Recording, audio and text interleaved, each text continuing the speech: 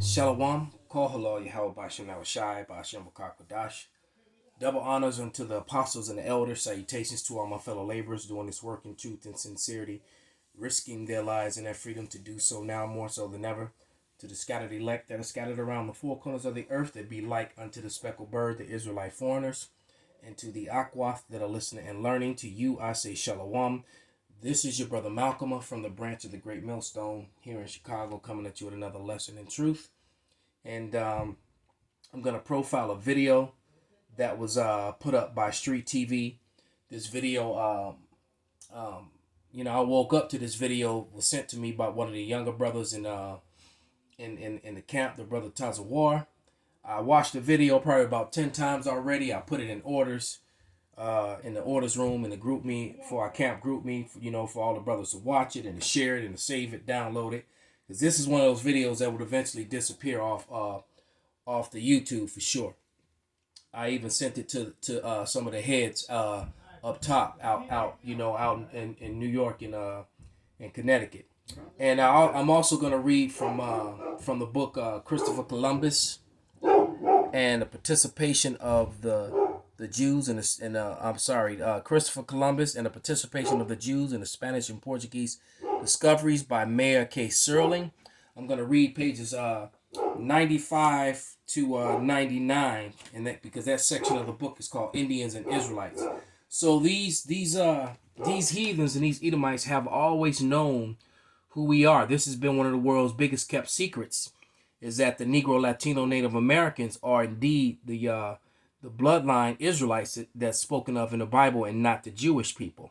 That Jewish, Shlomo Sand, the professor at the Israeli University some years ago, wrote a #1 book, a bestseller, that was called The Invention of the Jewish People. They made it up, just like whiteness was made up and blackness was made up. This Latino and Hispanic, all those are made up social constructs made up by them. So, but before I play the video, I want to, this is a disclaimer act from the Copyright Act from 1976, Section 107, Copyright Act.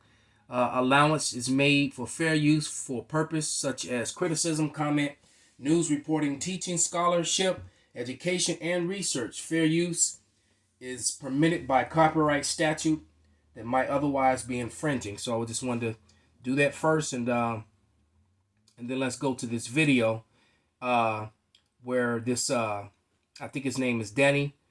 He's part of the Maravillas out in East LA. So without any further ado, let's let this brother speak, and then I'll bring out a couple of scriptures, and then read those couple pages from this book. And that's it. We're from Arabia. Okay.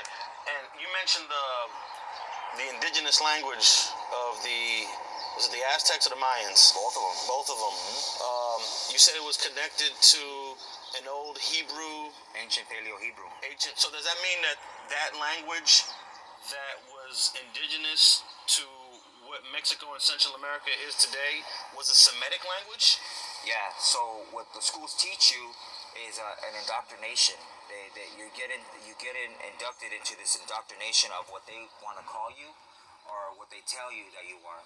So, for instance, our people get called Hispanic, right?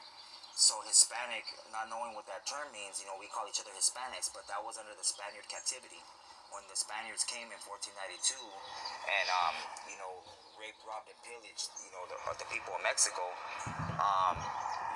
how they knew you were under that captivity was by calling you a Hispanic, how you belonged to a family of a Spaniard that took you worked on their plantation, you were given their last name, like my last name, Ayala. That comes from whatever captivity my family got taken into, and maybe we have to work on fields, whether it was picking, tobacco, or whatever that family had us doing, that's what we did. Now, Latino is different. Latino's under the Grecian captivity.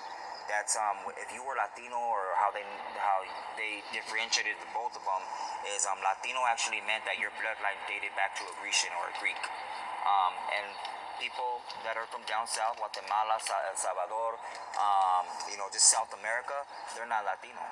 Their dads aren't Greek. we're still of this brown race. Like they call, black people or African Americans that are here now Africans, and they're not from Africa.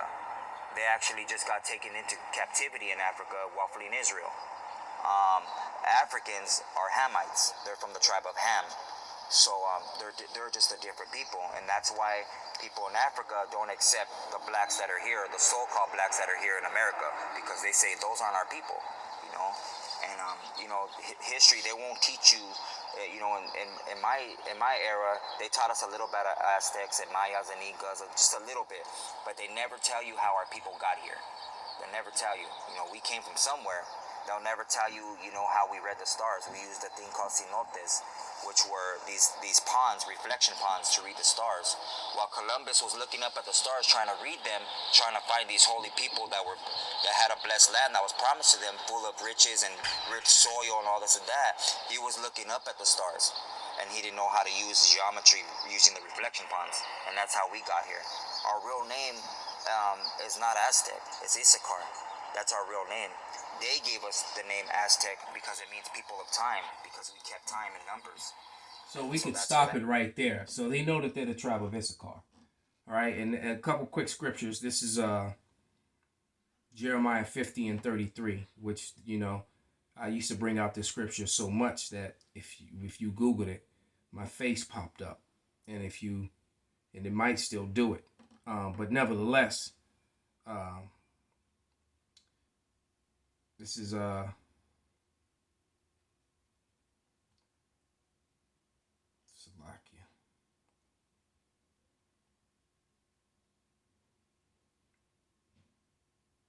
Jeremiah 50 and 33. And it reads, "Thus saith Yahweh of hosts, the children of Israel and the children of Judah were oppressed together, and all that took them captives held them fast, and they refused to let them go." And Judah and Jerusalem represent the northern kingdom, which would be the tribe of Issachar, the so-called Hispanics and natives. Judah representing the so-called Negroes. They've been in captivity together and didn't even know that they were brothers for centuries. All right, because you have to remember there was a split in the family in the ancient world. So them being brought back together here in the Americas was prophecy, and they were brought together in slavery because the slave trade started with the so-called Hispanics, which is a complete and total cut on you black only Israelites. And also you now there's and you ones down there in Pueblo, Colorado, you Hispanic only Israelites.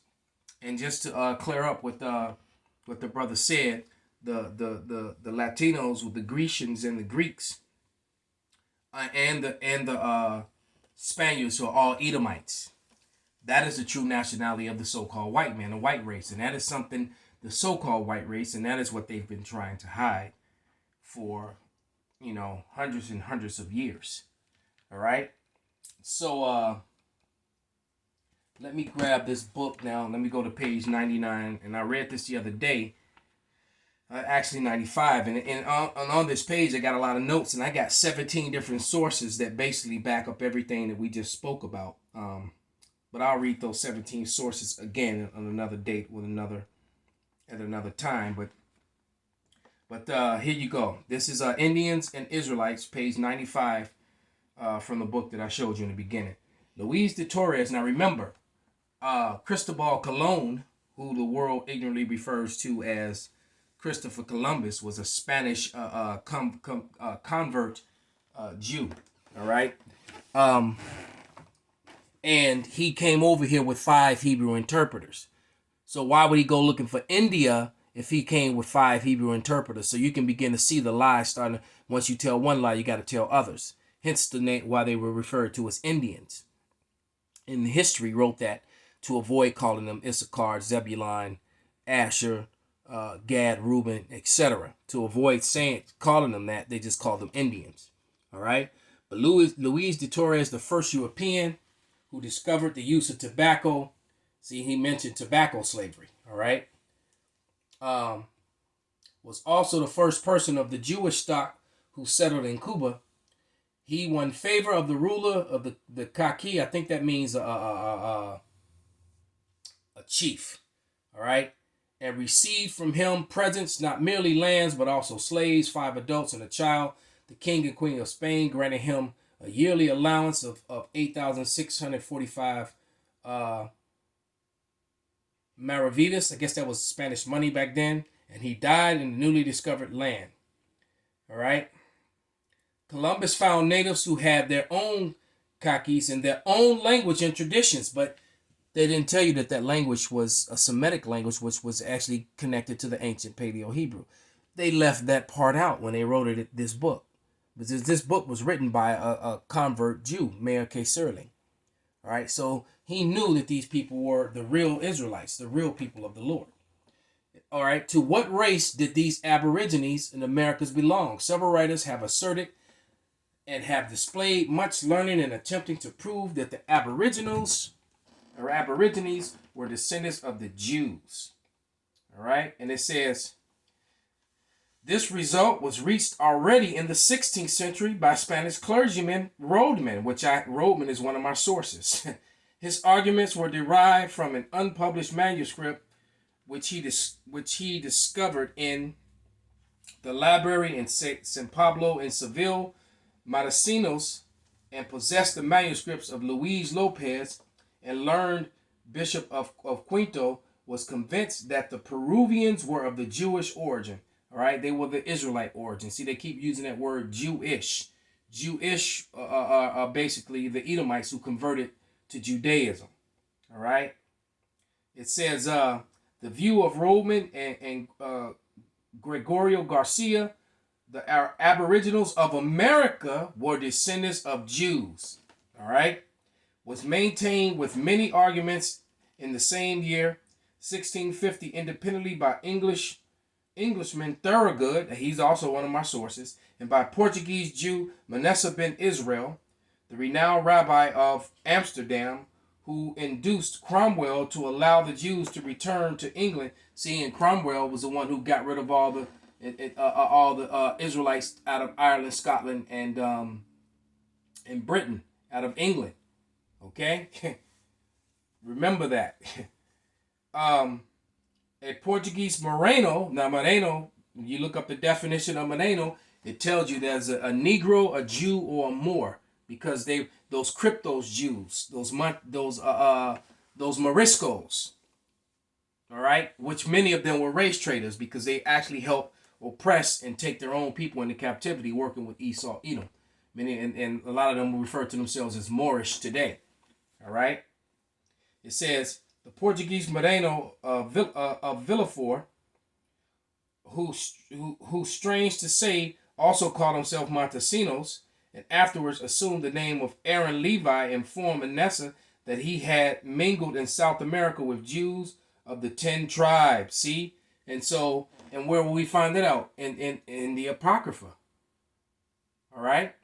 And second Ezra 13 and 40. So that's where they came from. It gives you how they left the so-called Middle East, sailed around down out into the Arabian Ocean, down around the Horn of Africa, and over into the Americas. It explains that. All right. But it says Manasseh's book attracted much attention and was translated into Latin, Spanish, Dutch, English, Italian, and Hebrew. Nor has it ceased even to this present day. So there's been many books written. As a matter of fact, a lot of and at the bottom of this book, they the pages of these books, they show you the resources. If I can get it to focus, they show you the there it is, the resources of this information. This is what I love about those books, where they came from. All right. So yeah, everything that I'm reading is showing you the resources of where they came from, and they're all from the 1600s. All right. This treatise of the origin of the Americans was reprinted 12 years ago by Spaniard Santiago Perez Junquera. The descendant of the descendants of the Americas is, in fact, a question which has often been discussed since the discovery of America down to present day. Even in recent times, the Englishman Lord Kingsborough, also one of my sources, devoted his time, his attaintees, and greater part of his large fortune to the publication of a collection of American documents in order to prove the Jewish origins of the Americans. So they even put this in movies. All right, in that movie with Jane Fonda when she was young, I think it was called Kathmandu or something like that. They have that scene where the rancher is telling the Gadite, the Cherokee dude, that he's an Israelite. All right, and the Cherokee is denying it, saying, no, I'm a Cherokee. All right, but nevertheless, it just goes to show you they put this stuff in your face, man. In many movies, there was also a scene, I think, with the what's his name? He used to be one of my favorite actors until I learned he was connected to all that pedophilia shit. With Barry, it was Barry Pepper and a dude who played the cripple in the movie. Damn, he's a damn good actor too. He played the cripple in the movie Usual Suspects. You know, the whole Kaiser Source scene where they talk